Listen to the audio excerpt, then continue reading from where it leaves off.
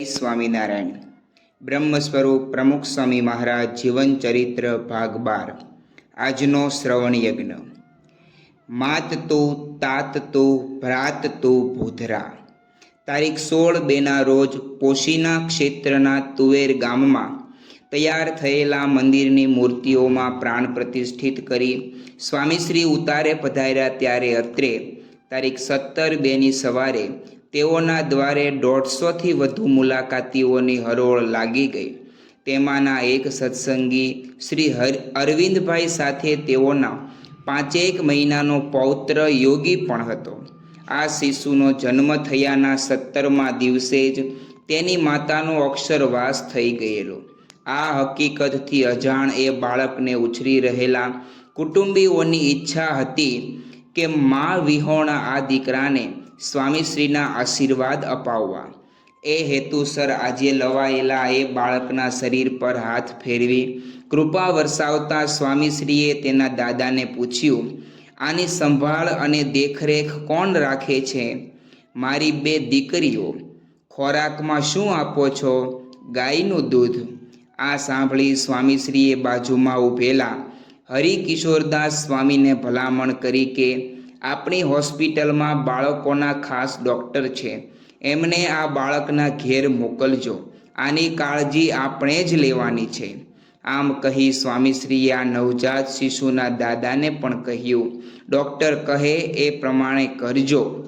તેઓની આ સૂચના અનુસાર થોડા જ સમયમાં ડૉક્ટર સમીરભાઈ બ્રહ્મભટ્ટ આ હરિભક્તના ઘેર જઈ પહોંચ્યા અને તેઓએ બાળકના વિકાસ અંગે આહાર સંબંધી યોગ્ય માર્ગદર્શન આપ્યું। તે વખતે 5 માસના એક અબોધ બાળકના યોગ્ય ઉછેર માટે આટલી ચિંતા સેવનારા 90 વર્ષીય સ્વામીશ્રીને સૌ જોઈ જ રહ્યા। ખરેખર સ્વામીશ્રીના પ્રેમનો પાલવ 5 મહિનાના શિશુથી માંડી 95 વર્ષના વૃદ્ધ સહિત કોઈને માની ખોટ સાલવા ન દેતો। અનોખી આધ્યાત્મિક સભા। તારીખ 17/2ની સાંજે સ્વામીશ્રી પાસે દોડી આવેલા કેનેડાના પૂર્વ સોલિસિટર જનરલ શ્રી બોબ કપલાન ઋણભારથી ઝૂકેલા હતા।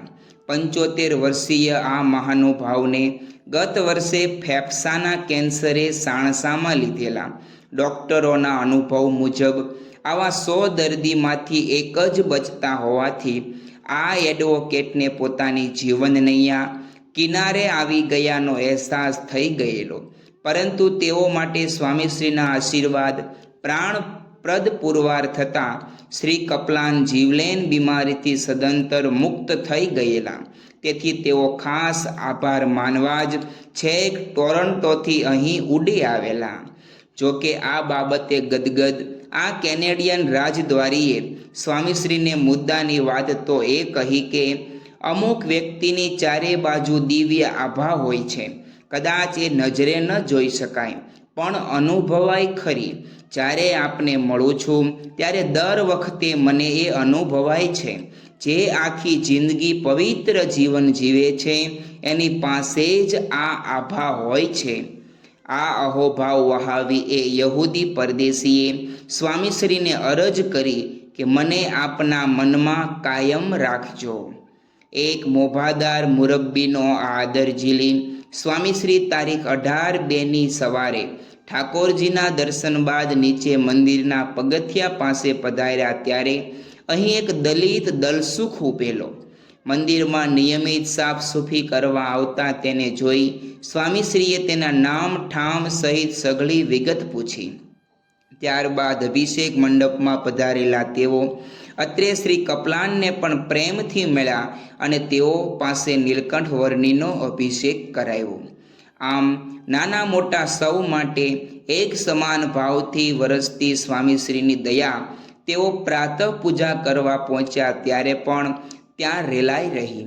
અત્રે તેઓએ પેલા દલસુખના રોજગાર માટે યોગ્ય વ્યવસ્થા કરવાની સૂચના સંતોને આપી તો શ્રી કપલાન પાસે પણ પ્રવચન કરાયું અને તેઓના મસ્તકે ઠાકોરજી મુકાવી સુખાકારીના આશીર્વાદ આપ્યા।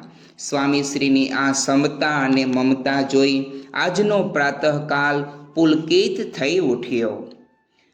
સત્સંગની ઘડિયાળમાં સાદગીના ડંકા. તારીખ 19/2ની સવારે ચાલી રહેલી મુલાકાતો દરમિયાન મોમ્બાસાવાસી હરિભક્ત શ્રી કનુભાઈ પટેલે પોતાના પુત્ર અર્પણભાઈના 2 જોડિયા દીકરાઓની તસવીર સ્વામીશ્રીને દર્શાવી. તે પર ફૂલ પધરાવતા સ્વામીશ્રીએ આશ્રય દીક્ષા મંત્ર બોલી બંને શિષ્યોને રિમોટ વર્તમાન ધરાવ્યા. તેઓ જીવને ભગવાનના ખોળે મૂકવામાં કદી વાર ન લગાડતા. આ તાન સાથે વર્તતા સ્વામીશ્રી તારીખ 22/2ની રાત્રે ફોન પર વાત કરી રહેલા ત્યારે તેઓને અચાનક ઉધરસ ઉપડી. તે સાંભળી ફોનમાં વાત કરનારા સંતે લાગણી વ્યક્ત કરી કે બાપા, આપને ઉધરસ મટી જાય એ માટે પ્રાર્થના કરું છું. પરંતુ સ્વામીશ્રી બોલ્યા, અવસ્થા છે એટલે આવે ને જાય. કેમ આવું થયું એવું ભગવાનને કહેવાનું નથી. સર્વ કરતા ભગવાન છે એટલે આપણે કાંઈ કરવાનું નથી. સુખ દુઃખ આવે પણ ભગવાનને સંભાળવા. અંતકાળે ભગવાન ધામમાં લઈ જશે, સુખિયા કરશે. શરણાગતિની આ ઉત્કૃષ્ટ દશામાં સદા રાચતા સ્વામીશ્રી સમક્ષ તારીખ 24/2ની રાત્રે વાળો દરમિયાન લોસ એન્જલસમાં નિર્માણ પામી રહેલા મંદિરનો અહેવાલ આપી સર્વદર્શનદાસ સ્વામીએ પ્રાર્થના કરી કે બાપા, આપ કસોટી લો, એમાં ધીરજ ન ખૂટે એવા આશીર્વાદ આપો અને સન 2012માં મંદિર થઈ જાય એવું કરો. મહારાજ સ્વામીનો સંકલ્પ છે એટલે થવાનું જ છે.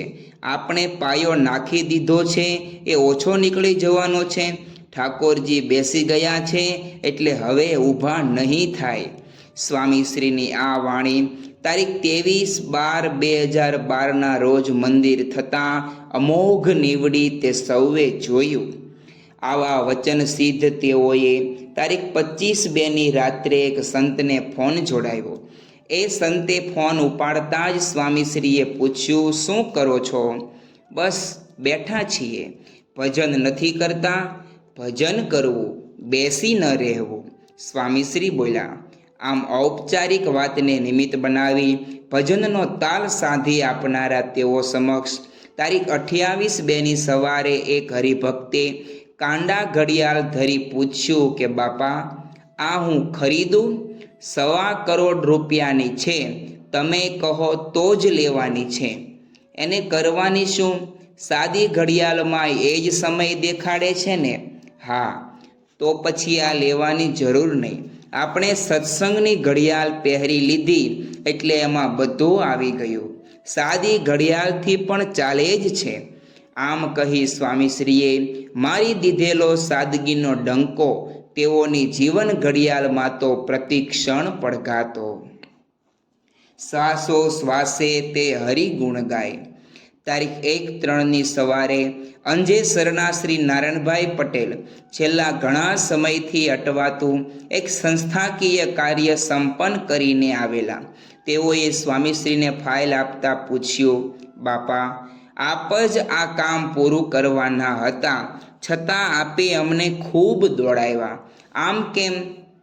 કર્યા વગર મહિમા ન સમજાય ને, અને મહેનત કર્યા વગર મળે નહીં. સ્વામીશ્રી બોલ્યા. તેઓનો આ ઉદ્ગાર સમજાવી ગયો કે સત્સંગની સેવા એ સત્પુરુષનો મહિમા જાણ્યાનું સાધન છે. સત્સંગનું એક કાર્ય યોગ્ય રીતે કરવામાં વેઠવો પડતો દૈહિક ભીડો, રાખવી પડતી સરળતા, કરવી પડતી અન્યની સંભાવના, જાળવવા પડતા માનવીય સંબંધો, કેળવવી પડતી શ્રદ્ધા વગેરે તે કાર્ય કર્યા વિના કેવી રીતે સમજાય? વળી જે તે કાર્ય કરતી વખતે આરતી, કથા, પૂજા, દેવદર્શન ઇત્યાદિ ભક્તિ અદા કરવામાં સર્જાતી સમયની કટોકટીમાં પણ તે ક્રિયા કડેધડે રાખવામાં ઊભો થતો માનસિક સંઘર્ષ પણ કાર્ય કર્યા વિના કેવી રીતે જાણી શકાય?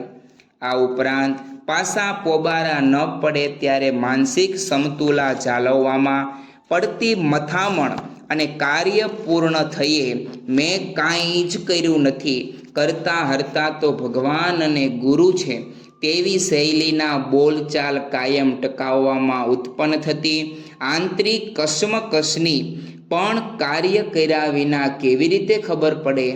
આવા સમયે સેંકડો કાર્યો આ રીતે સહજતાથી સંપન્ન કરનારા સ્વામીશ્રીનો મહિમા આપમેળે જ સમજાઈ જાય.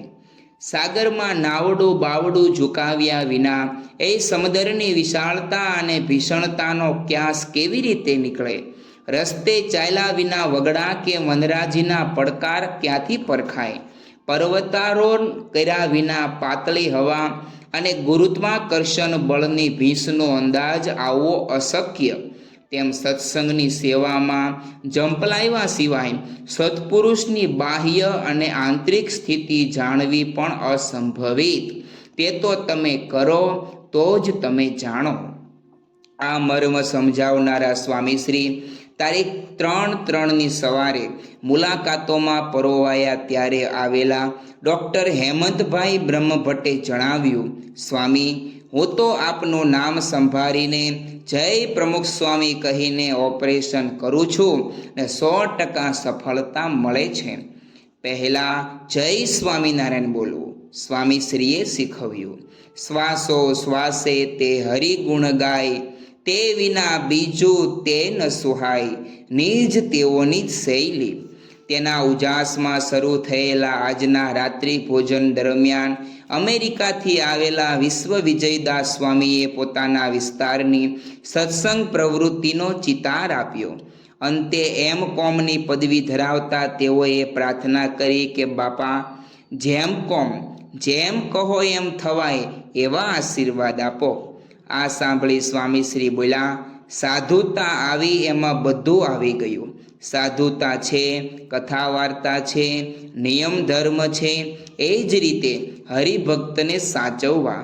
ક્યાં કઈ રીતે કામ લેવું, સરળતા, આ બધું આવડે એમાં બધું આવી ગયું. ઘણી વખત પ્રશ્ન ઊભા થાય, કોઈનો મત આમ પડે તો કોઈનો મત આમ પડે, પણ બધાનું સાંભળીને બધાને રાજી રાખીને આગળ વધવું પડે.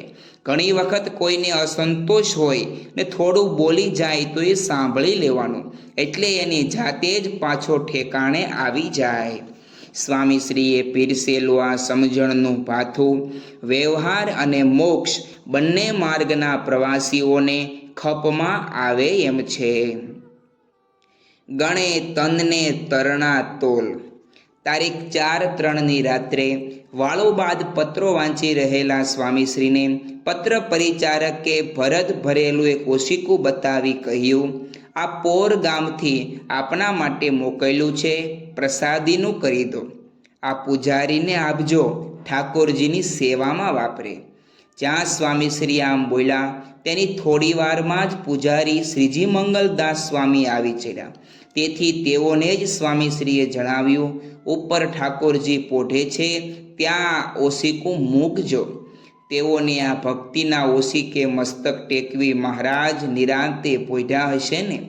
પરંતુ સૌની ઊંઘ ઉડી જાય એવી એક અણધારી અને અનિચ્છનીય ઘટનાએ તારીખ 5/3ના પ્રભાતે આકાર પકડ્યો.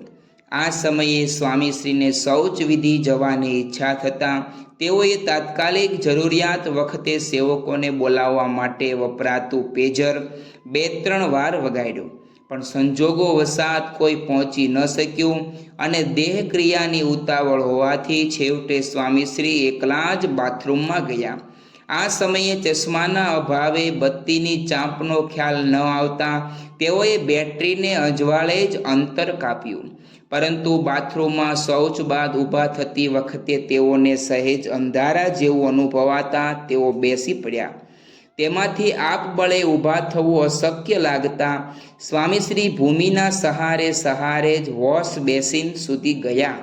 અત્રે બેસિનના ટેકે ઊભા થઈ હાથ ધોયા બાદ શયન કક્ષમાં પાછા વળતા પૂર્વે તેઓ ધોતિયું વ્યવસ્થિત કરવાના નિમિત્તે નીચા વળ્યા, પરંતુ તેમ કરવામાં સમતુલા ખોરવાઈ જતા સ્વામીશ્રી જમણા પડખે ઢળી પડ્યા.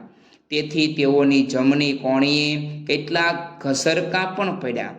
નીચે ઢળતા તેઓનું મસ્તક નજીકમાં રહેલા કબાટના બારણે સહેજ ટકરાયું અને તેઓનો ભાર બંને હાથ પર આવતા બે હાથમાં દુખાવો ઉપડ્યો. વળી આમ બેસી પડવાને કારણે આવેલા દબાણથી સ્વામીશ્રીની કરોડરજ્જુના છેલ્લા મણકામાં પણ આઘાત પહોંચ્યો. છતાં આવી પરિસ્થિતિમાં તેઓ જમીનનો ટેકો લેતા લેતા પલંગ સુધી આવી તે પર પોઢી ગયા. આ સમયે તેઓને ડાબી જમણી સાથળના આગળ પાછળના ભાગે પણ દુખાવો ઉપડ્યો. પરંતુ આ પીડાજનક પ્રક્રિયા અને પરિણામની લેશ વ્યથા કે વ્યગ્રતા તારીખ 5/3ની સવારે સ્વામીશ્રી ઉતારાની બહાર પધાર્યા ત્યારે તેઓના મુખારવિંદ પર જણાતી નહોતી. તેઓએ આ કષ્ટ વેઠતા વેઠતા જ મંદિર દર્શન અને પ્રાતઃ પૂજાનો ક્રમ પૂર્ણ કર્યો. તે પછી ભોજન બાદ થયેલી વાતચીત અને દાક્તરી તપાસમાં ઉપરોક્ત ઘટનાક્રમનો પર્દાફાશ થતાં આજથી આરંભાતો બોડેલીનો કાર્યક્રમ ઠેલાયો. અલબત્ત તનને તૃણતુલ્ય ગણનારા સ્વામીશ્રી તો અહીં આરામ કરવો કે ત્યાં આરામ કરવો એમાં શું ફરક પડે છે કહેતા પ્રતિષ્ઠા ઉત્સવ નિમિત્તે બોડેલી જવા તત્પર હતા. પરંતુ કેટલાક શારીરિક પરીક્ષણો માટે અત્રે શહેરમાં રોકાવું આવશ્યક છે એવો તબીબી અભિપ્રાય આવતા સ્વામીશ્રી કાર્યક્રમ મોકૂફ રાખવા સંમત થયા. શ્રી સ્વામિનારાયણ ભગવાનની જય. આગળનું વાંચન આપણે આવતીકાલે કરીશું. જય સ્વામિનારાયણ.